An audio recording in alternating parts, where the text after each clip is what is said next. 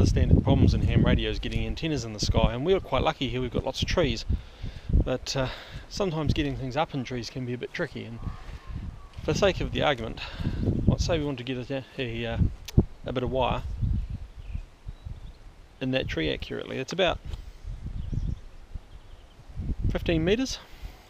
Now, one of the standard methods might be the piece of string and a lead sinker, biff it, and the problem there is that it's not very accurate, and if you live in a town, you could hit the neighbour's windows, and that's going to not win you very many favours at all. So that's not really an option. And the other thing you could do is you could go with the slingshot. Slingshot's lots of fun, but what in fact happens is it just snaps the line about 30% of the time, and you launch the sinkers into the next time zone. Not so useful.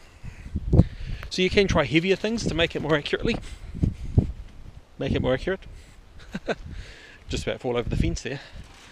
And you can use heavier things than the sinker, so used crescents and pliers. In fact, there's still a pair of pliers on the top of that tree over there. So to get a line up in this 15-metre tree when it finishes raining, we might get some more toys. Let's go back inside, take the dog with us, see what we can find. Okay, so there's our tree. We're going to try and get something directly over the right hand fork there, very accurately. And the way we're going to do that is with the drone. So amateur radio and drones, or drones and amateur radio. So we have the sinker we had before on a piece of builder's line. We'll just tie a knot on it. And underneath this drone I have a payload release servo. So that's just going to hang underneath the drone. Hopefully that's in shot. Welcome to OpenTX. Turn on the transmitter, which is actually a transceiver. We'll talk about that. Apparently my gear's down. Connect the battery. No battery. And we'll just put this in the release. We'll show the release during the presentation. Make sure it releases. And then we'll run out a bit of line.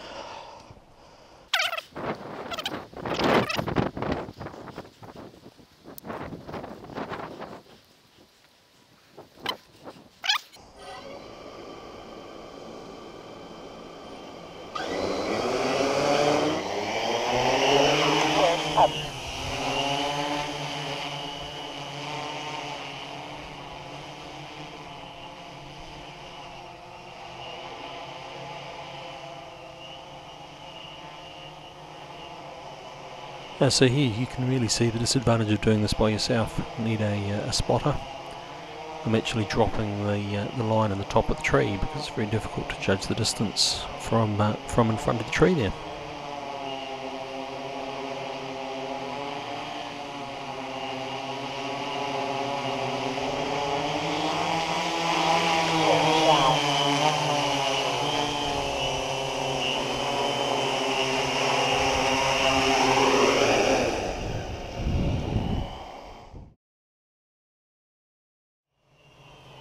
Well, I decided to have a bit of a blast round to flatten the battery at this stage, but as you'll see soon I probably should have finished pulling an antenna up into the tree for the demonstration, because the weather didn't want to play ball just after I was messing around.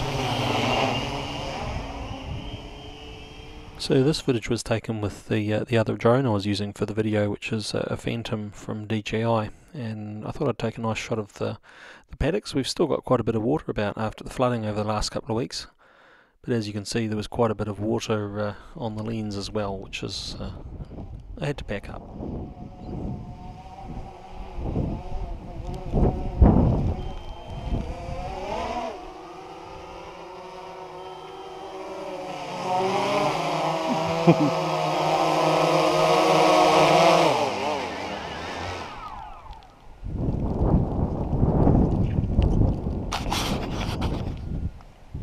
Okay, but you had to pack up now. I don't know if you can see the rainbow on the GoPro footage there, but yeah, having to pack up in a hurry. Take all my toys inside. Probably should have done this last weekend. Right, so anyway, the end goal was getting a string over the tree to pull up a antenna. You can see the string maybe in the line there, and there's a sinker hanging down on the ground on the other side.